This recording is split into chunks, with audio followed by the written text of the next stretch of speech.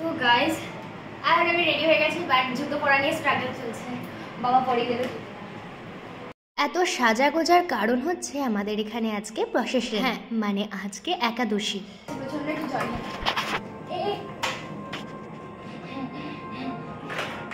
আজকে হচ্ছে জগদ্ধাত্রী পুজোর প্রসেশন।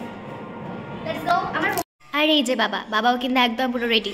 বাবার বন্ধুদের সঙ্গে যাবে ঠাকুর দেখতে, মানে ঘুরে ঘুরে প্রসেশন দেখবে। আর আমি আর মা পাড়াতে বসে বসে প্রসেশন দেখবো। তো এখানে আমরা চেয়ার আর তারপরে জল আর সোয়েটার গুলো নিয়ে যাচ্ছিলাম। আর গিয়ে দেখি ঠাকুরকে এখানে মালা পরানো হচ্ছে।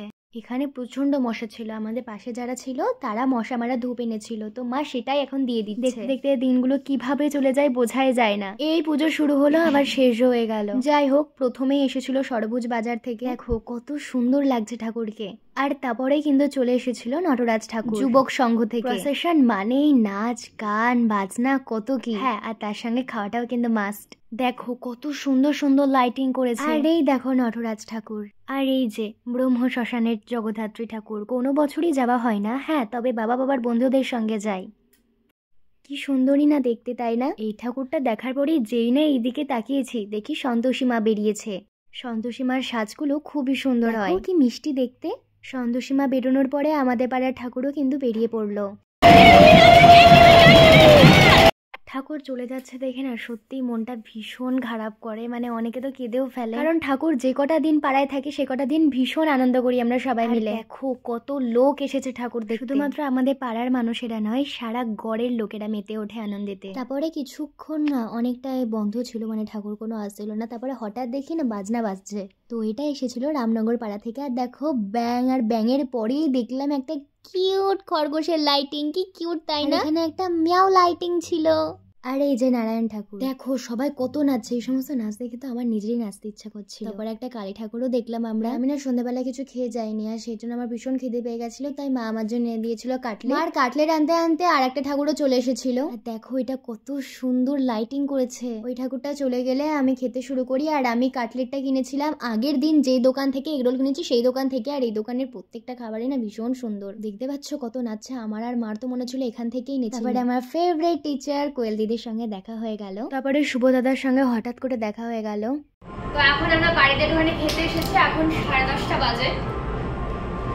আমরা যখন খেতে গেছিলাম তার আগে অনেক কটা ঠাকুরই চলে গেছিল। গিয়ে দেখি আবার নতুন করে ঠাকুর আসছে।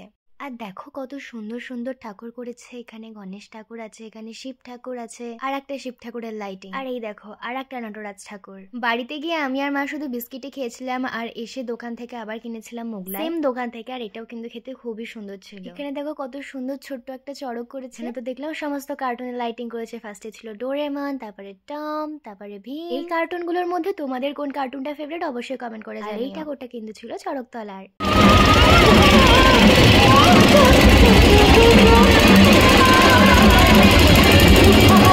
এখানে তো আবার সাপেরও লাইটিং করেছে।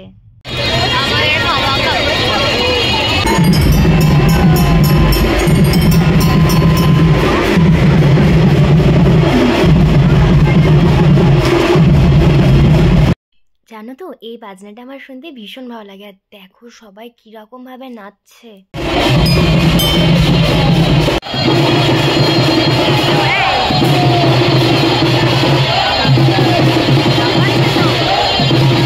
এরা তো নাচতে নাচতে এতটাই এক্সাইটেড হয়ে গেছে যে একজনকে কাঁধেও তুলে নিয়েছে। এই দেখো এখানে আরো একটা খরগোশের লাইটিং। এটা তো পান্ডা। দেখো এখানে কিন্তু মহিলারাও ঢাক বাজাচ্ছে। এই দেখো কালী ঠাকুরটা একদম পুরো অন্যরকম।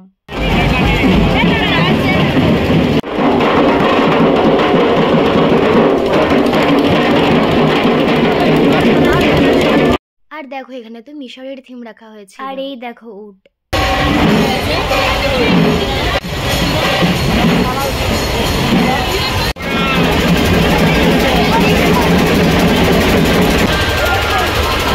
আবার এখানে তো এরা বেলি ডান্সও করছিল। আর এই দেখো বেনেপাড়ার ঠাকুর। তারপরে গোড়া জেঠু আমাদেরকে বাদাম দিল, যদিও বা আমরা বাদাম খাই না, তাও এখান থেকে একটা তুলে একটুখানি ভেঙে খেলাম। বাদামও ভালো না।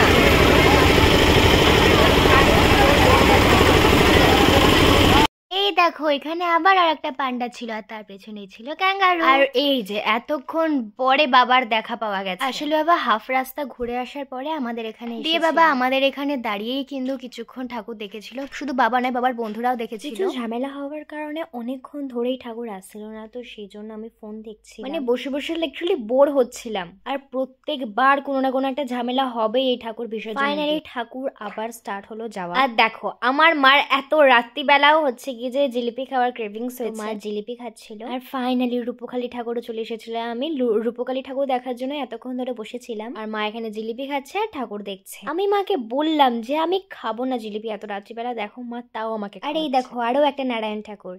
আর এখানে দেখো কত সুন্দর একটা বাটারফ্লাই লাইট, ফ্যারিও লাইটিং ছিল। আর এই দেখো চাঁদের পুরি। আর এই কালী ঠাকুরটাকেও দেখো কত সুন্দর করে সাজিয়েছে। এখন বাজে 4:40। এখন আমরা বাড়ি ঢুকছি। এখনো কত ঠাকুর আছে।